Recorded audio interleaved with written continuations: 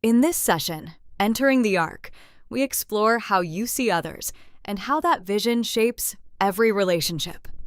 Drawing on A Course in Miracles, we will examine the psychology and spirituality behind moving from ego-based bonds to what it calls the holy relationship, a structure for shared healing and genuine unity. Here we see the self surrounded by a storm. This represents the ego's belief in separation. When we see ourselves as isolated minds, we feel exposed, guilty, and under threat. That stance quietly attacks reality itself because it denies our shared source and the fundamental oneness we actually belong to. To manage this guilt, the ego builds what it calls special relationships. These are transactional bonds that prize bodies, roles, and bargains over minds and shared purpose. They seem like safe havens, yet they merely hide unhealed guilt and split-off hatred, attempting to bring love into a framework of separation. Two thought systems lead to two outcomes. The special relationship aims to get and exclude, focusing on bodies and trade, and ends in deeper isolation. The holy relationship aims to share and extend, focusing on mind and meaning. Its mechanisms are forgiveness and true empathy, and it becomes a temple of healing. Every meeting is framed here as a holy encounter. How you see, treat, and think of another is how you relate to yourself. The Holy Spirit teaches that your healing is found in the vision you hold of your brother.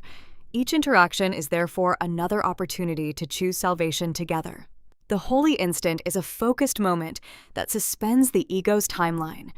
In it, we release judgment, past grievances, and future anxiety, allowing perfectly honest communication.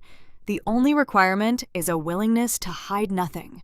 When we do this, time's veil lifts and the changeless nature of reality is revealed. Changing a relationship's purpose creates turbulence. First, the old ego goal of getting and extracting is exposed. Next comes disorientation, as the Holy Spirit's new goal of holiness clashes with old patterns. Finally, we reach the call for faith, where we are asked not to retreat, but to trust the new purpose. The little gap symbolizes the ego's tiny but stubborn belief in separation. Our willingness becomes the bridge across it. We cannot cross alone. We must bring our brother with us. By choosing to move together from illusion into the reality of love, we discover completion that is free of fear. The holy relationship is pictured as a radiant temple. Within this environment, there is no sacrifice, demand, or guilt, only the stability of faith. Its function is to offer a place of rest and healing, where those who are weary of conflict can enter, lay down their defenses, and be restored together.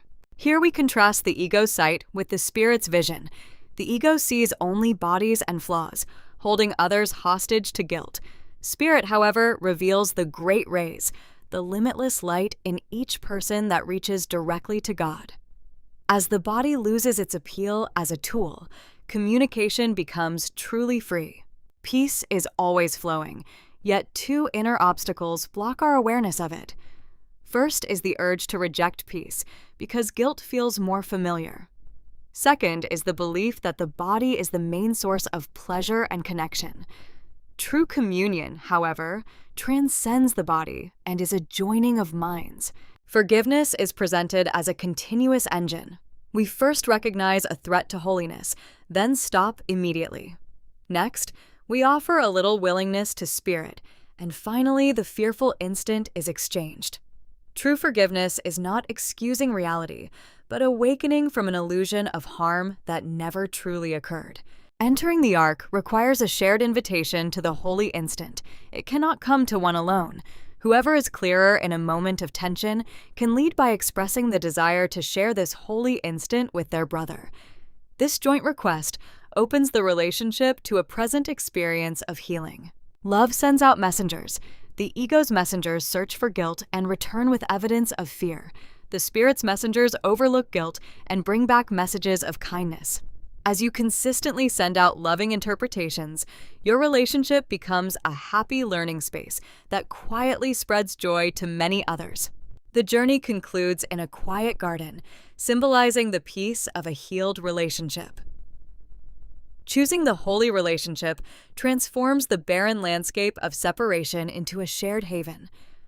Only a fragile wall of old defenses remains, and with gentle willingness it falls, allowing both of you to enter love's garden.